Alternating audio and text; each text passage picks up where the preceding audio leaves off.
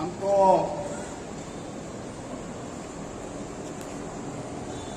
ભાભી પ્રેમની પરિભાષા અહીંયા એ અંગેનું જ્યારે આમંત્રણ મળ્યું ત્યારે આ કયા પ્રકારનો વિષય હશે, આમાં વક્તાઓ શું બોલશે અને આની અંદરથી શું પ્રેરણા લઈને હાજર રહેલા લોકો એ ઘેરે જશે, એનું એક મનની અંદર થોડું ચિંતન હતું. પણ મને લાગે છે કે આજનો આ કાર્યક્રમ કોઈ પણ કારણોસર બાપુ હું ચૂકી ગયો હોત તો મારા જીવનની અંદર મને એટલી બધી નુકસાની વેઠવી પડત. કારણ એક નવો વિચાર લઈને એક બગસરાની અંદર માત્ર આ વાત એ સાબિત કરે છે કે બગસરા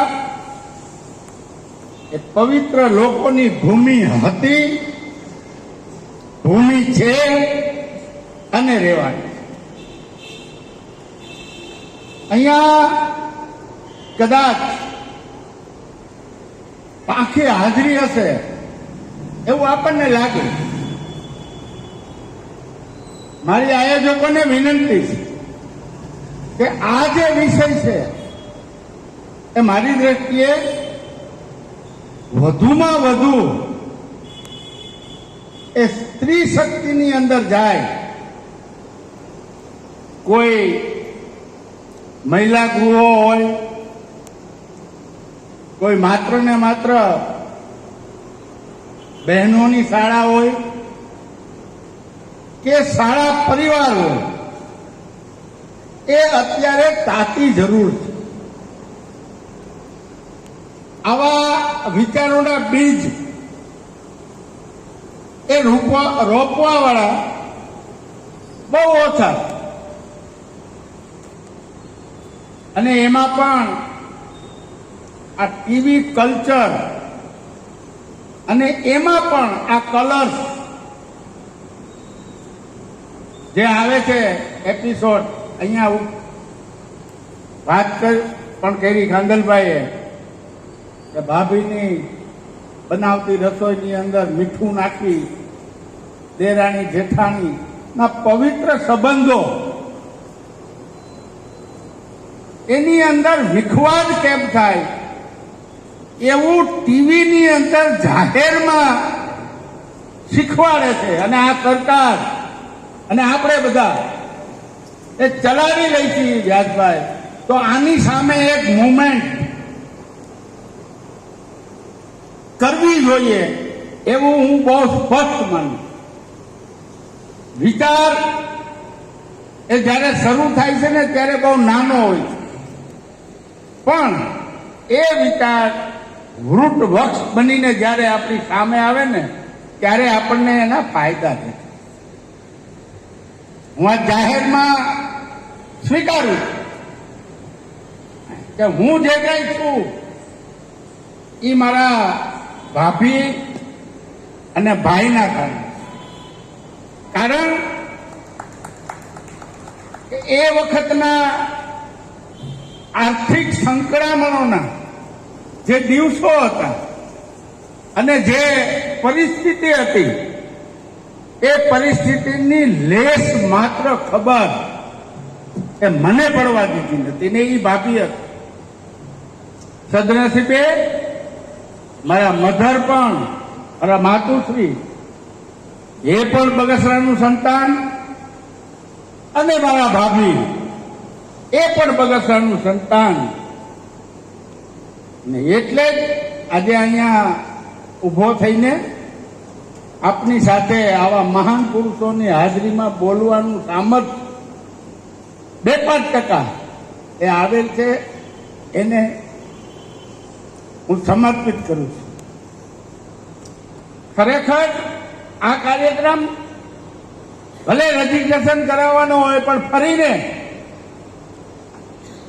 હિરેનભાઈ જી ફરીને એક જાહેર કાર્યક્રમ આને યાદ કરો અને એની અંદર સંપૂર્ણ સાથ અને સહકાર વિનુભાઈ બગસરા નાગરિક સરાફી સહકારી મંડળી તરફથી તમને મળી રહેશે એની હું જાહેરમાં ખાતરી આપું. આખર તો અમે આ 8.5 કરોડનો નફો જે કરીએ છીએ એનો ઉદ્દેશ અમારા માટે છે જ નહીં. એનો ઉદ્દેશ જે છે એ સમાજની અંદર નવી નવી આવી જે પ્રવૃત્તિઓ થતી હોય, નવા નવા જે પ્રકલ્પો ઉભા થતા હોય એને કેમ બળ આપવું, એને કેમ આગળ લઈ જવું. અને તમારા જેવા જે ટીમ લઈને નીકળ્યા છે, મારે વિનંતી છે કે ક્યારેય પણ પાછા નહીં પડતા, કારણ કે તમે આખરે તો બગસરાનું સંતાન છે અને ક્યારે પાછું નહીં પડે એની મને ખાતરી. ખૂબ સમયસરની આ વાત છે. આજે ઘેરે ઘેરે ઝઘડા, ઘેરે ઘેરે ન જોવાનું, એકબીજાના ચાળા પાડવાના, એકબીજાને ઉતારી પાડીને હું કેમ મહાન એ બતાવવાની જે પ્રવૃત્તિઓ આ દેશની અંદર, આ સમાજની અંદર થઈ રહી છે એને રૂક જાઓ એવું કેનારા એ બગસરામાંથી ખાંદલ હોય, ભાઈ ચૌહાણ હોય કે આપણા વડે પૂજનીય ચંદ્રાસભાઈ હોય, એ એક અહીંથી નવી કડી ઊભી કરે અને એ કડીની સાથે આપણે સૌ બગસરાવાસીઓ એમને સાથ અને સહકાર વિચારોથી, વાણીથી, અન્ય સાધનો જે કાંઈ આપણી પાસે હોય, આર્થિક સાધનો જે કાંઈ, એ આપણે એને કઈ ક્યારેય પણ પાછા નહીં પડતા.